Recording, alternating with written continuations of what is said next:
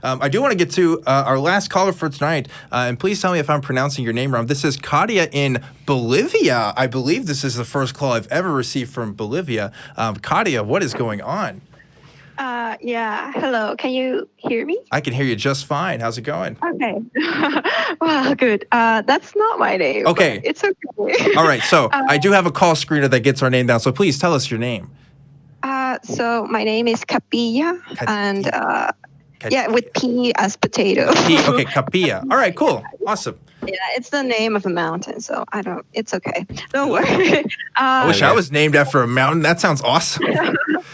Yeah, it's interesting. But yeah, so I just wanted to make a quick comment about the podcast that Alex was saying. I remember when I listened the last episode of his podcast with Peter Singer, I listened first in Spotify, and I was like, I couldn't see any expressions or faces or anything. I could only listen the audio, and I thought I don't know. I just like, I have a lot of respect for Peter Singer, and at first it sounded as if it was like too, I don't know. It was like, I don't know how to say, but it just sounded as, I don't know if he was taking it in the good side or not. I was like, I don't know if I would say that. And then I watched it again in YouTube, and I was like, oh, so they are actually like just talking, and I think both of them are enjoying this talk. But just with the audio itself, sometimes, I don't know, I was just a little bit scared of, oh my God, I would probably be more like, I don't know, soft if I would be, I don't know, maybe disagreeing and things like that. But I don't know, it was just an interesting experience. So, but it was really great. I appreciate that. Well, thanks. It was certainly disagree, but a lot of people have said like, God, that was more of a debate than a discussion. It's like, well, that's what I'm trying to do here. I figure, look, I'm never going to see this man again. Probably the chances are, I mean, it's Peter Singer, for goodness sake, and I've got him in my room. Like, I'm probably never going to really have this experience again. Get all your grievances out right then and there. Like, yeah, right? I'm going to have an argument with you. It's like, I'm going to ask you the questions that I want to ask you. You know? Yeah, I think that's fair. Yeah. But he did take it in good spirit. I mean, Peter Singer is not the most expressive of people in the world. He's not there flailing his arms and everything. But it was reassuring to see him smile every now and again. Yes, me too. I was like, wow, okay, so this was completely different than what I first pictured. Well, the thing about Singer is that he is totally rationally detached, right? This is one of the weird things about him. You read a lot of articles that are written about him, and people criticize him for it. Like when he talks about the ethics of infanticide, or the ethics of, or like his mother got some kind of terminal illness or something once, or maybe it wasn't terminal. I don't know what it was, but he was kind of interviewed about it. And he talks about it so coldly and so detached. When he talks about animal suffering, it's never like, look at the animals and how much they're suffering. It's a purely rationalistic approach. So I figured, look, if I sit here and totally try to break down what you're saying and ask you whether you think the slave trade or the animal industry is worse, you're not the type of person to go like, oh man, God, that's heavy. I don't know if I want to answer that. He'll just kind of, it's like putting it into a calculator. He just kind of thinks it through and talks it. And that's one of the things I respect so much about him. I don't know if that's why you respect him as well, but that's something I love so much about his writings. They're so candid, they're so emotionally detached, which isn't always a good thing, but it's a necessary perspective, I think.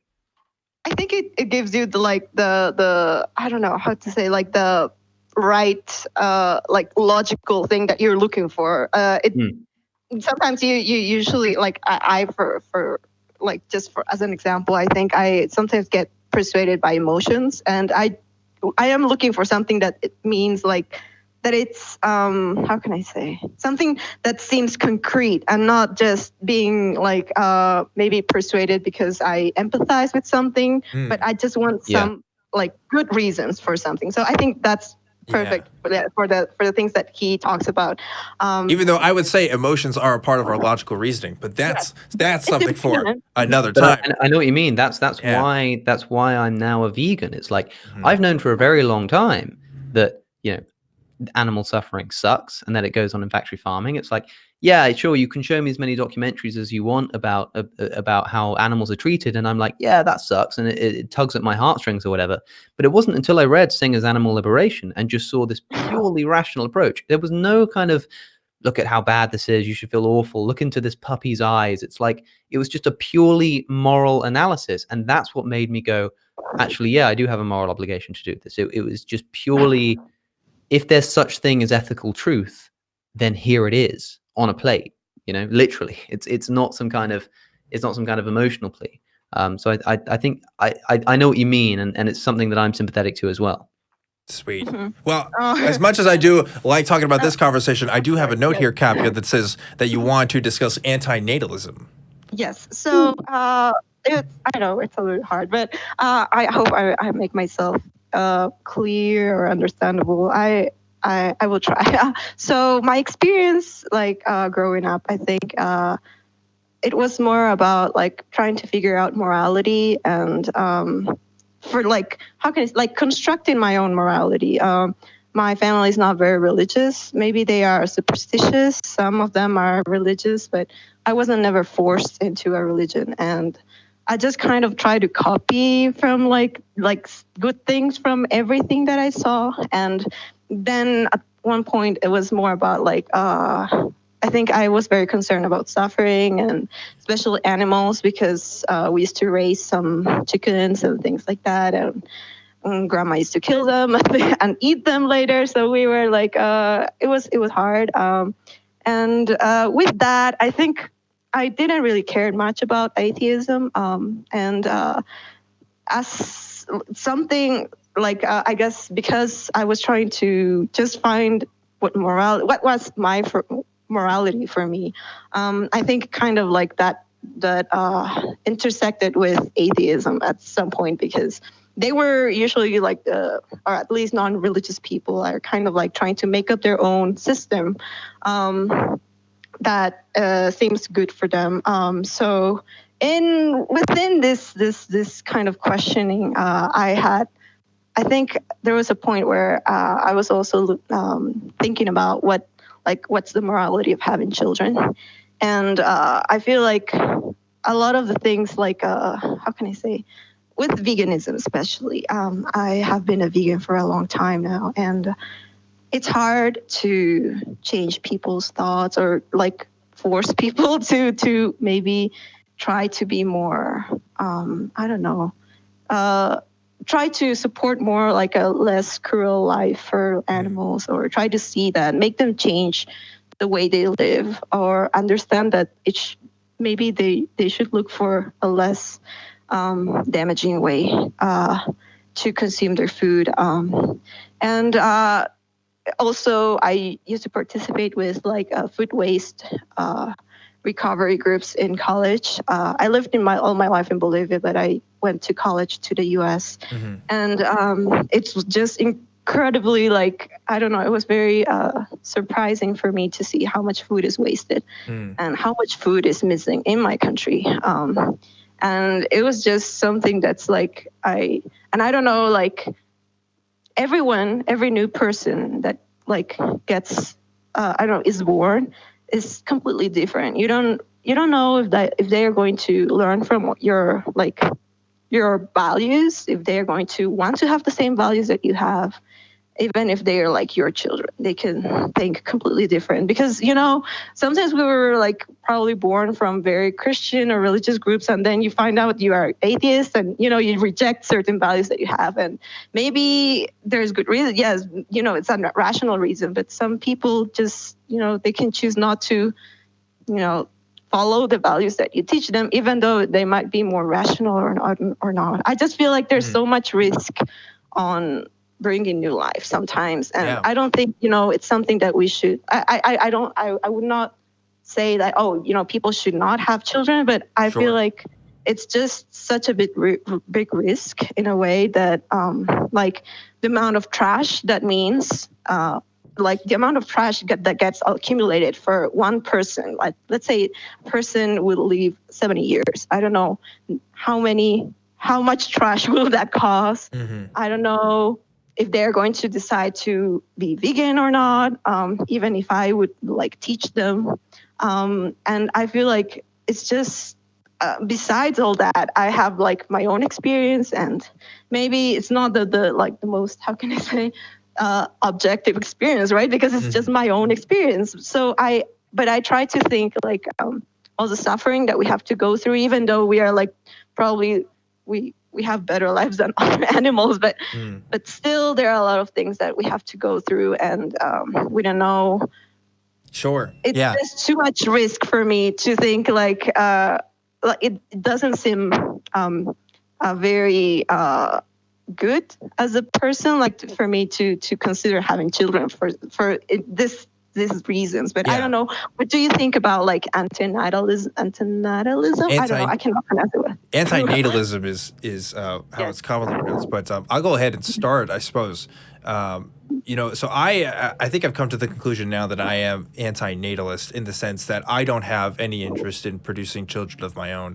Yeah. My girlfriend and I've talked about this a lot. We've decided if anything, we'll adopt, and we kind of almost feel an obligation to adopt in some sense because Yeah. for all the reasons that you mentioned, the unpredictability of human life in conditions when growing up, the environmental impact that having new children has. A lot of people don't take that into consideration, but like having a kid, I mean, it takes up a lot of resources especially when they're first born, but also just how they're interacting with the world. You're bringing one person in that's taking stuff away. I mean, yeah, are there people who come into the world who produce and do a lot of great things? Absolutely. But you can't predict that, at least not right now on the onset when someone's being born and put into a family and stuff like that. So yeah, for myself, I agree with you for the exact same reasons, I think.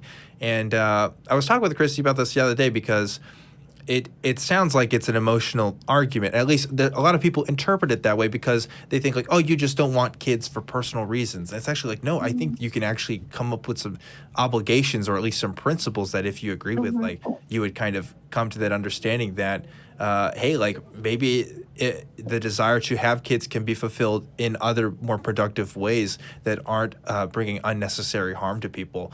And so for me, that solution is adopting. I think a lot of people Yeah. that stance, but I don't know Alex's take on this. I mean, you say that some people will not have children as a kind of emotional, personal decision. Well, look, I mean, I want to have kids. I really want to have kids, but I have to recognize that that is a totally selfish desire.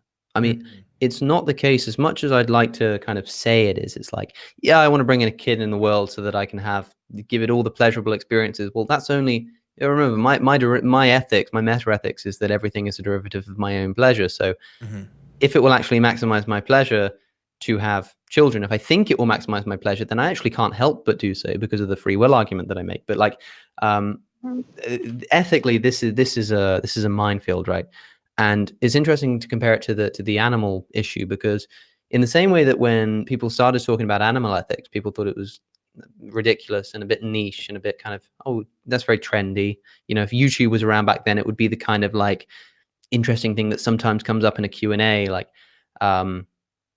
but maybe it should be something that we should be taking a hell of a lot more seriously. To me, it is tied in.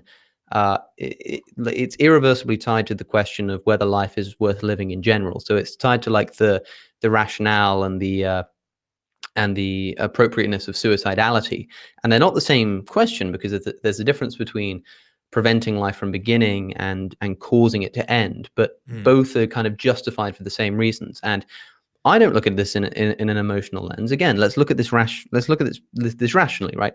If we think that pleasure is the basis of morality, which a lot of ethicists do, even if I would say so, even if they don't realize it, then it's a simple calculus. The calculus can't practically be made, but let's say if human life is net suffering, then it would imply that that's not worth living. So it's best not to bring it into the world. And if it's net pleasure, then it's best to do so. That's kind of the calculation we're making. The thing is, like, the thing is, we obviously can't know the answer to that. There are two ways of looking at it. There's the individual basis and saying, is this individual's life going to be net pleasure or net suffering? I think there's a good argument to be made that everybody, regardless of who you are, lives with a net suffering, that suffering is the affirmative thing in life, in which case the antinatalist position makes sense. Another way to look at it is to say, well, maybe there are many people who do have a net pleasure, but overall as a population of the world, on average, the suffering is the net, and therefore it's best to cull the entire population because because the average of the entire population, that's kind of a different way of looking at it, because in that framework there are people who genuinely experience more pleasure than pain, but we're still going to stop having kids because the average will be the average will be reduced. But I'm interested in something like, let's take the kind of ethicists who think that something like personal choice and human rights are the pinnacle of ethics. And what we really want to do is give people the choice. One of the antinatalist talking points is to say, I never chose to come into existence. And because I feel like my life is more suffering than pleasure, I'm kind of, I'm resentful that I was brought into existence, especially because I now can't kill myself because I don't have the emotional ability to do so. So I'd be interested to ask an antinatalist, how would they feel instead about a world that normalizes suicide? That when someone commits suicide, it's kind of like, it's sad, but it's like right, well, they made that choice. Like, everyone's aware of the arguments and they think, well, maybe life isn't worth living. They thought it wasn't worth living, so they killed themselves, no big deal. So that we can bring people into the world knowing that they will have a choice when they grow up to decide if they want to continue living or not. And because it's normalized and because it's safely done, it's not like a big kind of scary thing to do. It's kind of, people are faced with the choice. How would an antinatalist feel about giving people the choice to decide whether their life isn't worth living or not by normalizing suicide instead of by culling them from the beginning, if you see what I mean? I mean, what would you think about a world like that? That's, I don't know. I'll let Kapia talk first. Yeah. Sorry. I kind of thought about that, and I would be fine with it sometimes. Like, I don't mind too much. I don't know if, like, how can I say? It's just I feel like people should have the choice to do whatever they want with their lives. And I don't know, but I don't have any like a philosophical argument for it. I just feel like you were saying something else about Antinatalism. What did you say? Sorry, can you go ahead? Well, so I was just going to say, I would argue that maybe there might be two different comparisons that we're trying to make here, because the difference between someone ending a life that's already there and the life that's being brought into the world are kind of two different things, because the ending of a life that's already there can bring in a kind of suffering. And I am someone who believes in a right to end one's life when one chooses, with huge asterisks there. But end of life scenarios is mostly what I'm thinking of when I'm talking about that, because we're talking about someone who has lived a life, who has experienced things, and whose options are not as great as someone who is younger, who has more potential for things. And whereas if we're talking about someone who isn't even born yet, like, the potential isn't even there yet until we make the potential, if that makes sense. And so I think it's a little bit different if we're talking about it in those terms. Yeah, I think I don't know if you've watched that episode, but Sam Harris had a podcast with an episode with David Bennett. Yeah. And they talk a little bit about that. They talk about, I think, pro-mortalism and versus anti-natalism, and they made, I think, like Dan said, they made that distinction that one would be like a potential life, like you're not yet born, and you're probably trying to more like argue for not having children, but more with like probabilities, right? Like maybe how much likely is it going to have?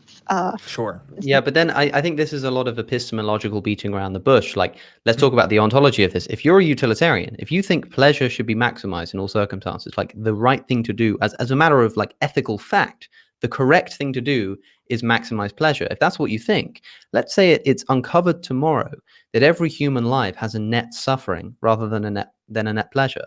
It's not just antinatalism is interesting. It's like, oh, so it turns out that it is an ethical truth. Not only is it like, yeah, maybe we should all kill ourselves and not have children. It's like you have a moral obligation to do so. Like you have a moral obligation to end all life. That is something that needs to just be squarely faced. People kind of talk about what about what's the difference between ending life and preventing life?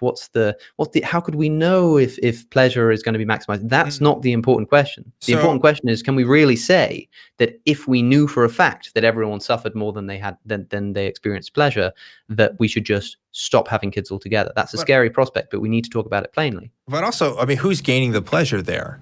Because it's certainly not the people who are. It doesn't exist, right? Yeah. The way that the utilitarian will characterize pleasure is synonymous with the absence of pain. Okay. So if when we say maximize pleasure, we kind of mean like get the highest score on the points chart. So if the points are on -3, then the way to maximize that is to bring it up to 0, if you know what I mean. It's like if you were living a life that was noticeably just suffering, if you were just suffering all the time, you'd want to kill yourself. Yes. Because and you would think of that.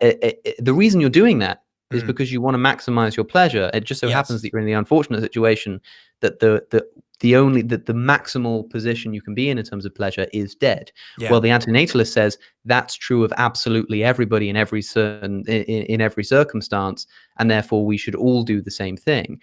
What we need to make sure we don't do is turn around and say, "Oh, that's a bit tricky. Maybe we shouldn't talk about that." Or no, I don't know about that. We have to say, look, if we're going to be serious about ethics, then we have to see where it takes us. If ethics obliges us to do something, then there are only 2 options. Either we have to do it, or our ethics are wrong. And either being the case is equally interesting and important. So let's discuss it, for goodness sake. Yeah, I think, I don't know, but I would say that, like, if you've experienced life, and I don't know, like you said, it's more, I don't think we have in our biology like a tendency to want to die. I think most animals want to survive, and it's not something that's like that's our instinct, right? So I would say most people like would probably care if, like, even if you would explain them rationally, they would, who are like people who are alive right now, they would probably want to continue their lives. So I would probably like put like that prioritize the existing people's kind of how can I say will. I don't know, that's not. But it's different, right? It's like that that's why I say that although they're related and based on similar philosophies, it's a totally different question. The whole suicidal, the rational suicide argument that someone like Schopenhauer would make, and the antinatalist position, because of this reason. It is the perfect and probably the only strong argument against suicide in a world where suffering is actually maximal, which again we can't know, but let's say we did. The argument against that is to say, well, look, rational beings have a desire to keep living. Okay, problem solved. But nobody has a desire to be born, right? That doesn't exist. That's a nonsense concept. So if the only thing in a world with maximal suffering that would stop people from actively ending their lives is because of the desire to continue living, well, for those who aren't alive yet, they don't have that desire to begin living or to continue living. So that doesn't apply to them. So there's no argument against not bringing them into existence. So we should not do so. And that's the way you could justify the argument of saying we shouldn't all kill ourselves, but we shouldn't have any kids. That's where the difference lies for me.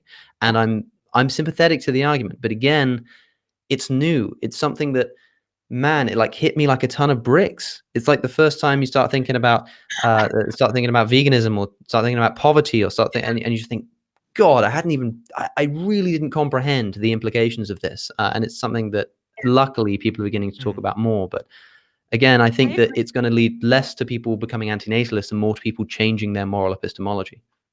Maybe. I think, but I think it makes sense, the last thing you said, and I think I'm more like I'm towards that side. I would probably agree with that. But I do think like adoption and things like that. What Dan said first, like that's probably the best thing to do and things like that. I would agree. But it's just hard to talk with people about it, and that's why I wanted to bring it up in the episode. Yeah, tell me about it.